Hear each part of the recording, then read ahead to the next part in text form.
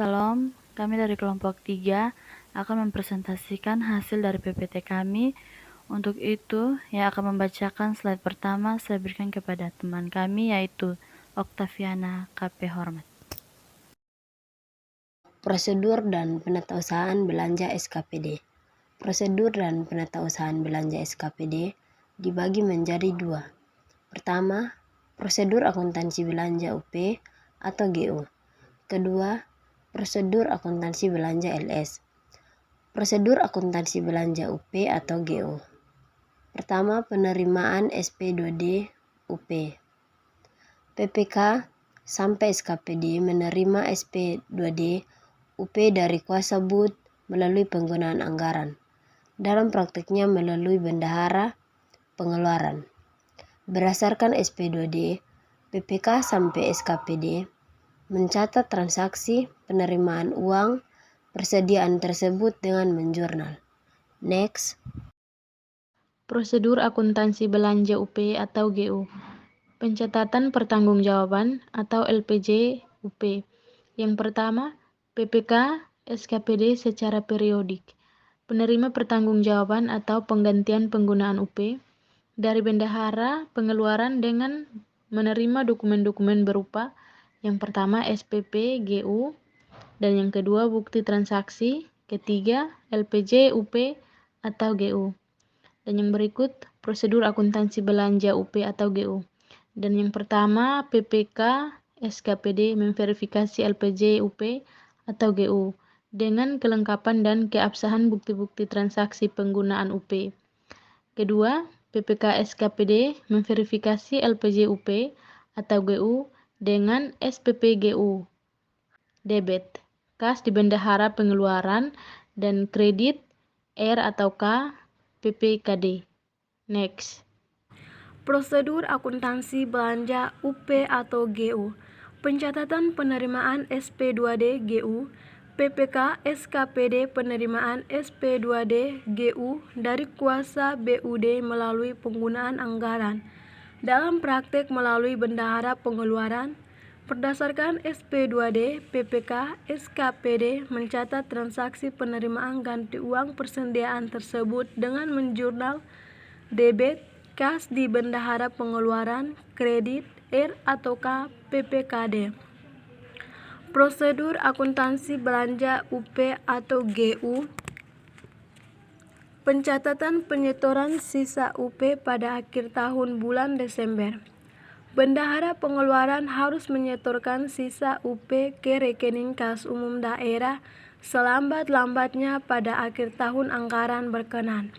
Bendahara pengeluaran menyampaikan bukti setor sisa UP tersebut kepada PPK SKPD dan kuasa BUD dapat dilampirkan pada laporan pertanggungjawaban penggunaan UP yang terakhir atau SPP GU nihil. Berdasarkan bukti setor sisa UP tersebut, PPK SKPD membuat jurnal debit R atau K PPKD kredit kas di bendahara pengeluaran. Oke, kita masuk pada prosedur akuntansi belanja TU. Yang pertama itu adalah penerimaan SP2DTU. Dalam penerimaan SP2DTU itu PPK SKPD menerima SP2D TU dari kuasa BUD melalui pengguna anggaran atau dalam prakteknya melalui bendahara pengeluaran. Yang berikut, berdasarkan SP2D TU, PPK SKPD mencatat transaksi penerimaan tambah uang persediaan tersebut dengan menjurnal hal-hal sebagai berikut. Yang pertama itu adalah debit. Jadi dalam debit itu kita menjurnal kas di bendahara pengeluaran. Yang kedua itu kredit. Jadi kita mau menjurnal pada kredit itu artinya R atau K PPKD dengan nilai titik-titik. Yang berikut masih sama, masih tentang prosedur akuntansi belanja TU pada poinnya yang kedua. Poinnya kedua tentang pencatatan pertanggungjawaban penggunaan dana TU. Yang pertama, Bendahara pengeluaran harus mempertanggungjawabkan penggunaan dana TU selambat-lambatnya 1 bulan sejak SP2D ditertibkan, kecuali untuk kegiatan yang membutuhkan waktu lebih dari 1 bulan dan untuk kegiatan yang menjalani penundaan waktu pelaksanaan karena keadaan force majeure. Yang kedua, bila terdapat sisa dana TU setelah selesai kerjanya atau setelah selesai kegiatan harus segera disetor ke rekening kas umum daerah. Baik, yang berikut next. Prosedur akuntansi belanja TU.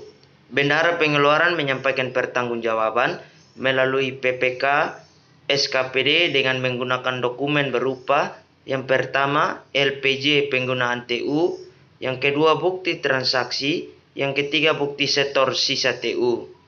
Berikut PPK SKPD memverifikasi LPJ penggunaan TU dengan bukti-bukti transaksi dan bukti setor sisa TU. Bila LPJ TU tersebut telah disetujui, PPK SKPD membuat jurnal sebagai berikut. Belanja RKPPKD berada pada debit dan yang berada pada kredit ialah kas di bendahara pengeluaran. Selanjutnya, prosedur akuntansi belanja LS. PPK SKPD menerima SP2D LS dari kuasa BUD melalui pengguna anggaran atau dalam prakteknya melalui bendahara pengeluaran. Yang kedua, berdasarkan SP2D LS, PPK SKPD mencatat transaksi belanja dengan menjurnal belanja berada pada debit dan R atau K PPKD berada pada kredit. Yang ketiga, khusus untuk pencatatan belanja modal, jurnal di atas diikuti dengan jurnal korolari sebagai berikut.